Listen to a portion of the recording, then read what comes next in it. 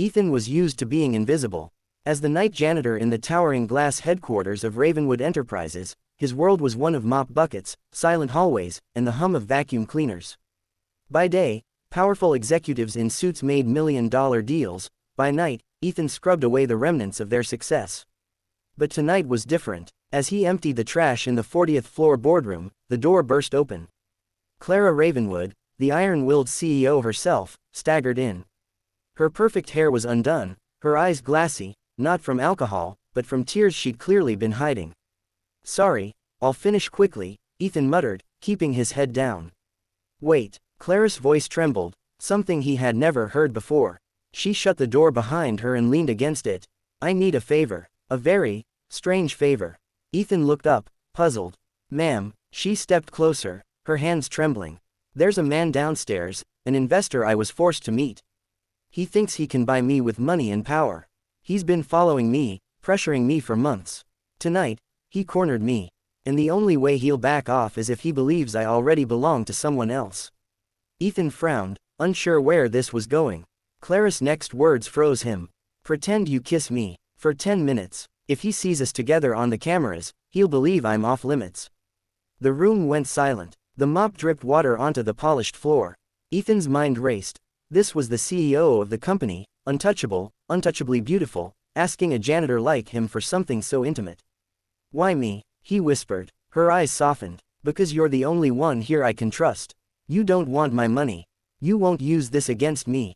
Please, Ethan, just help me." Ethan swallowed hard. His heart pounded, torn between fear, duty, and something deeper he didn't dare name. And then, he nodded. Part 2. The 10 minutes that changed everything. Ethan set the mop aside.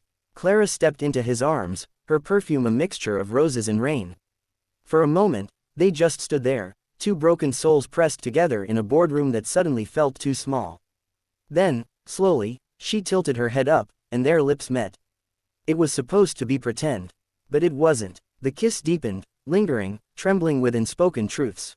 Clara held onto him like a woman drowning, and Ethan kissed her back with the gentleness of a man who had nothing to give but everything to feel. 10 minutes stretched into an eternity. Security cameras caught the embrace, but what stunned the staff the next morning wasn't the kiss itself, it was who she kissed.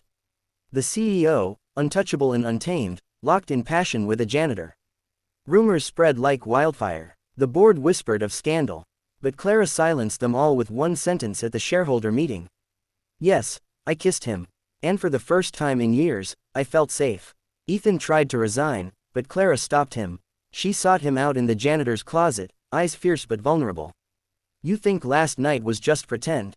Ethan, I saw the way you held me. That wasn't pretense, it was the only real thing I've felt in years." He hesitated, thinking of his little daughter at home, the reason he worked nights, the reason he sacrificed everything. "Clara, I'm just a janitor." She smiled through tears. "And I'm just a woman who finally found a man she can trust." From that night on, the world looked at Ethan differently. But to Clara, he wasn't the janitor who kissed her, he was the man who saved her, not from an investor, but from loneliness. And for Ethan, those 10 minutes weren't the end. They were the beginning.